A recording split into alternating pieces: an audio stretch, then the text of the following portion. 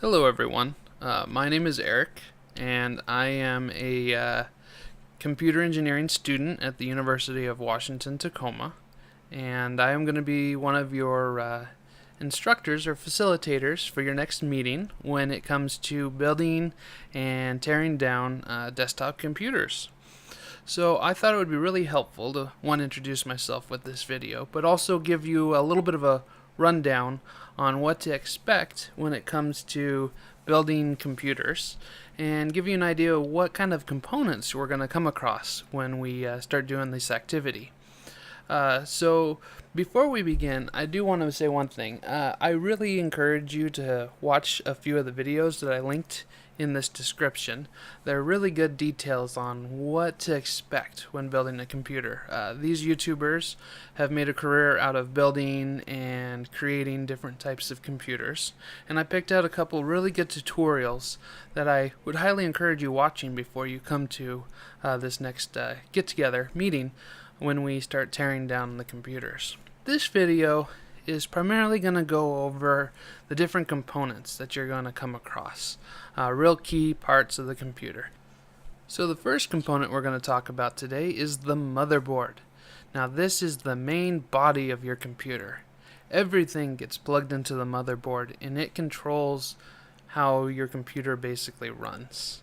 Your graphics card, your memory, your CPU, everything gets plugged into it, and then it coordinates all those different components to give you the end result of displaying something on your screen, allowing you to play that game that you enjoy playing, writing that paper that you're so not looking forward to having to do for a certain class.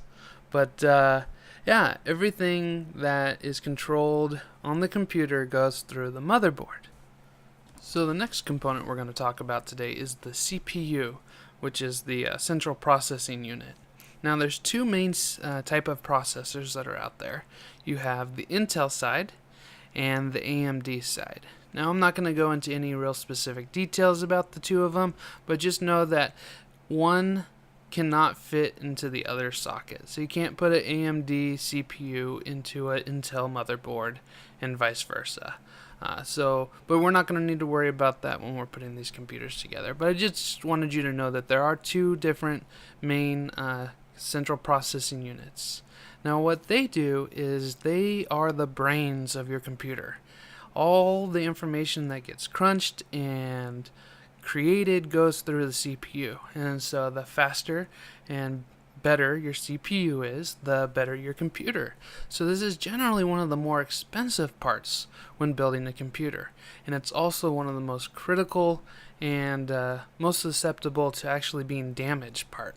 So when we get to this part of building computers or taking apart, we're going to be very careful and spend a lot of time on this so as not to damage it.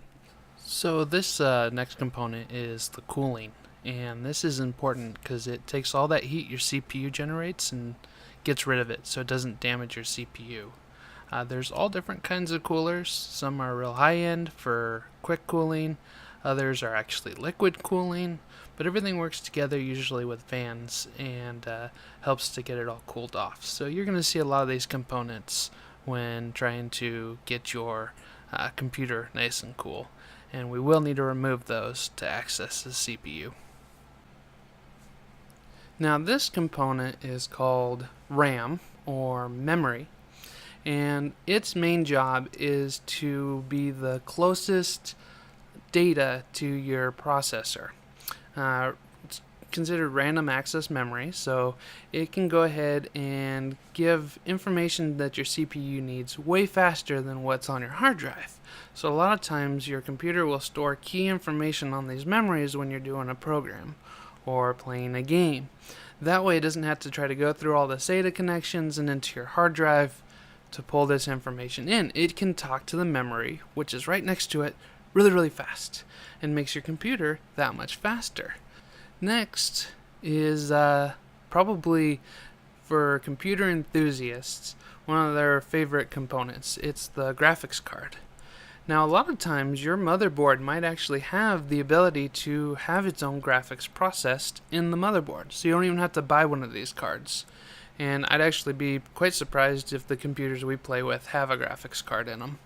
But if they do, this is an idea of kind of what they look like. We have two types.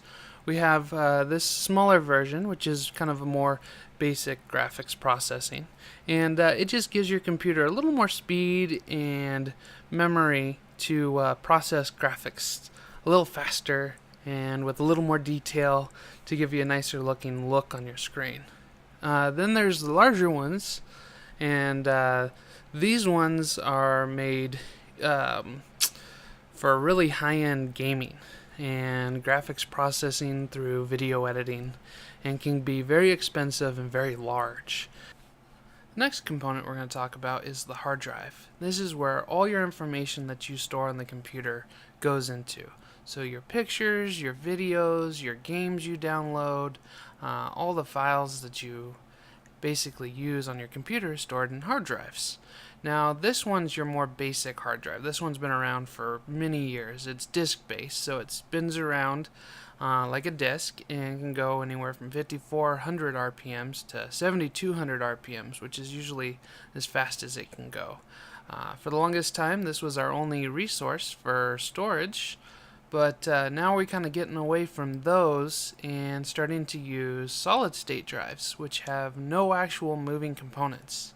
A lot of times you will see that the operating system is installed on these type of hard drives because they're so much faster in reading and writing data.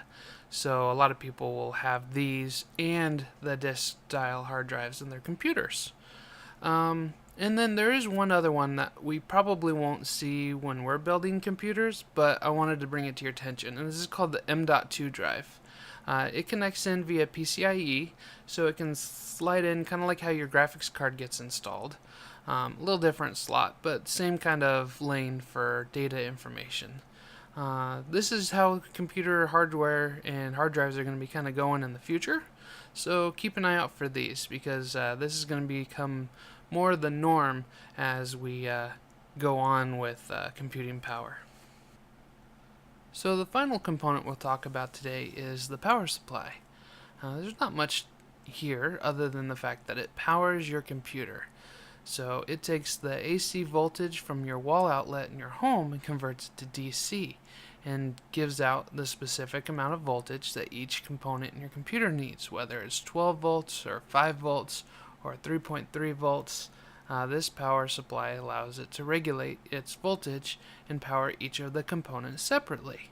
That's why there's so many different plugs you see coming out the end. Some go into your motherboard, some go into your hard drive, graphics cards, so there's all kinds of different plugs. And when we sit down and tear it down, we'll definitely be going over what plug goes into where and how the orientation works. So get ready to start plugging in a lot of things. Well, this ends the video. I hope you enjoyed it. It's definitely not every component that's in a computer, but is the main ones we will be playing with when we meet up for the class. So definitely check out those videos in the description. They're really good at going into really good detail on how to build computers. And if you have any questions, don't hesitate to ask. And I look forward to seeing you all here soon. All right, well, you have a great day, and we'll see you in class. Bye-bye now.